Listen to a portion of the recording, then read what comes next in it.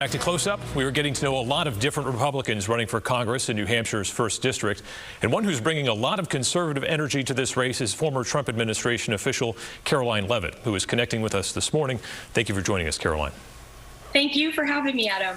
All right, and full disclosure to our viewers, Ms. Leavitt worked here at WMUR in a part-time capacity before moving on to the Trump White House. So, Karoline, first off, just tell us a little bit about yourself and why you're running. Thanks for having me. It's great to be back with you now as a candidate.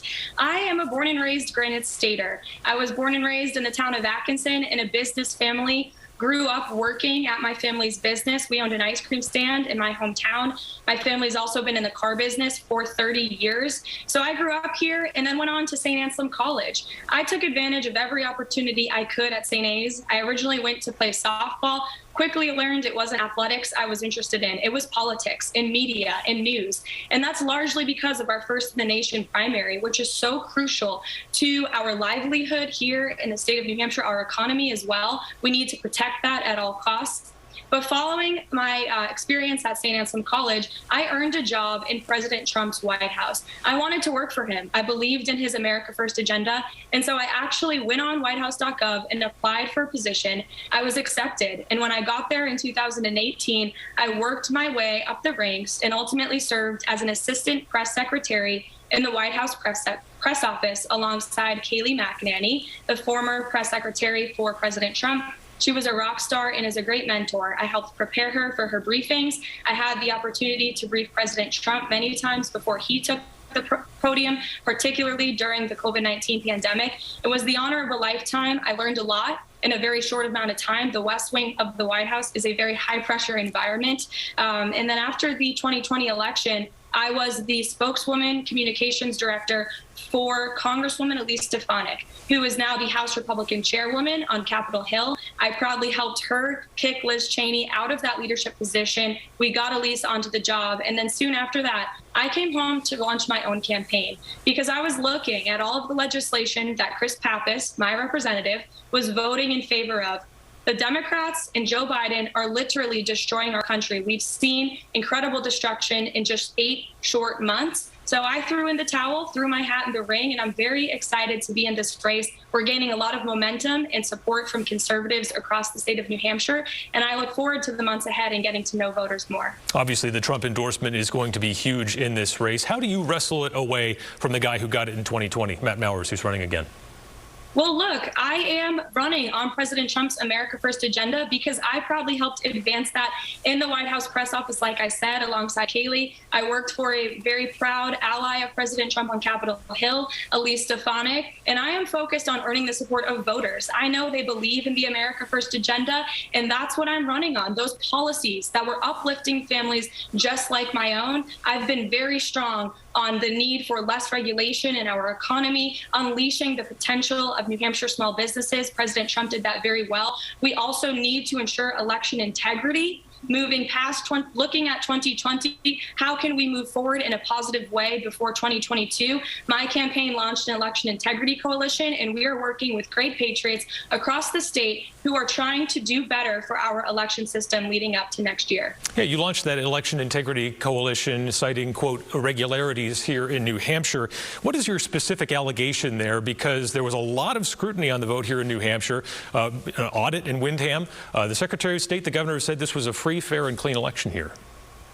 There were irregularities that occurred both here in New Hampshire and across the country, and we need to keep digging into them and getting to the bottom of them, because the truth is this. Voters, and I talk to many of them every single day, I've been crisscrossing the state, don't have faith in the sanctity of our elections right now. There's a lot we can do to improve our elections here in New Hampshire. Particularly, there's a few things. We need to get rid of same-day registration. We need to ensure voter ID. There were also anomalies that occurred in our voting machines. And you mentioned what happened in Windham. It's a perfect example of those precautions that were taken in the guise of COVID-19, particularly the mass absentee ballots that led led to chaos and irregularities. The folks in Windham were unable to test that machine ahead of time, and it resulted in miscounted votes for every candidate in that race. How many other towns, cities, wards did that happen in? We should have an audit of the state to get to the bottom of it. Voters deserve that truth and that transparency, and I'm fighting with them before 2022. We need to get this done.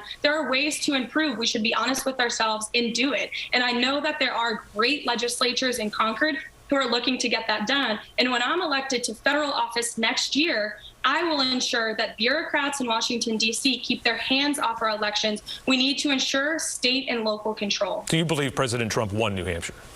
I do. I do not believe Joe Biden won 81 million votes. I mean, the votes are there. They're sitting at the State Archive in Concord. Why not, instead of just dancing around, why not fundraise the money and pay for the statewide hand recount? Yes, absolutely. That is something we should do. You saw there was a very close race in Bedford the other night. I know that there will be a recount for that race on Monday morning, and perhaps the same irregularities occurred in Windham. These are the steps that we need to take leading up to 22, and there needs to be legislation passed in Concord. And like I said, I know there's legislatures that are working very, very hard on that. I don't want to belabor the point here, but I'd just like you to explain the mechanism of this. You believe the same people who just engineered the haphazard withdrawal from Afghanistan also pulled off the history of our country involving multiple different election systems, and they did so without leaving a trace. I believe that the Democrat machine took over our elections before 2020 in the guise of COVID. COVID was the greatest gift that the Democrats ever received. They circumvented state legislatures across the country, which is unconstitutional. And I will also talk about the media. I believe they played a role in interfering in our election. I worked on the front lines of that in the White House. We saw literal fake news stories every single day that are now coming out, and they are now coming out as false. We knew it at the time. I believe the media played a role in election interference. How many minds of voters did that change? But we need to fix our election system leading up to 2022. Voters are demanding that, and I strongly stand with them. Let's turn to the pandemic. You have said, quote, children should not be wearing masks, not before, not now, not ever. Are parents who choose to mask their children in schools being bad parents? Absolutely not. That is their choice. That is their right to mask their children. It's also the right and the choice of parents to not mask their children. And that's why I'm adamantly opposed to mask mandates, to vaccine mandates, and to lockdowns. The American people have the resources that they need. Any American at this point who wants to get vaccinated can go get it. And if they want to, they should. I worked in the White House with Operation Warp Speed. President Trump had the greatest mobilization of our government resources since World War II, and now every American who wants the vaccine should go get it. But I don't believe that children should be forced to wear masks in schools. We should not be forcing folks to have the vaccine. I believe what President Biden did yesterday, the federal vaccine mandate, is unconstitutional. It's unlawful. I don't believe it's based in science. It's un-American. And I don't think businesses should comply with that unconstitutional mandate. Yeah, what is an acceptable level of civil disobedience in your eyes to a vaccine mandate? We saw in Concord just this last week a protest that ended a hearing on the vaccine registry. Yeah, I support the right of Americans to peacefully protest. Look, that's protected in our Constitution. They should make their voices heard. We're at a very tumultuous time in our country right now. A lot of people are very fed up with what the Biden administration is imposing. They're infringing on our freedoms and our liberties every day, whether it's our Second Amendment right, whether it's the right of our businesses to do business. I was with a nursing home owner in Moulton Borough last week for a meeting, and he told me that he was so upset with the federal mandate for the vaccination mandate for nursing homes. 85% of his staff were vaccinated, 15% were not. And that was okay with him. He's the owner of that business. That's his choice, whether he chooses to have those vaccinated or unvaccinated individuals working for him. It's not the place of Joe Biden, Nancy Pelosi, or anyone in the government, quite frankly, to choose how these business owners do business. And I stand on the side of medical freedom, parental choice, and the freedom of businesses to do business here in New Hampshire. There is obviously some civil disobedience that crosses the line. I'm curious for your perspective on the January 6th attack on the U.S. Capitol. I believe you had already moved over to work for Congresswoman Stefanik at that point. Were you there on that day and seeking shelter from those rioters? I was at the Capitol on January 6th. In fact, my boss, Congresswoman Stefanik, was about to take the House floor when they were shut down on the House floor. I was safe in our office. I condemned the violence that occurred on that day. I don't believe those that did it represent the America First movement or represent President Trump. We are the movement of law and order. We are the movement of defending our police, backing the blue. And the rioters who caused destruction and harm for months the year prior, Black Lives Matter and other groups that burned down American cities and burned down small businesses and killed innocent civilians, they should be held accountable, as well as those who did cause violence on January 6th. I condemned it then, I condemn it now. There are some Trump supporters who believe law enforcement is being too hard on those people who attacked the Capitol. Do you agree?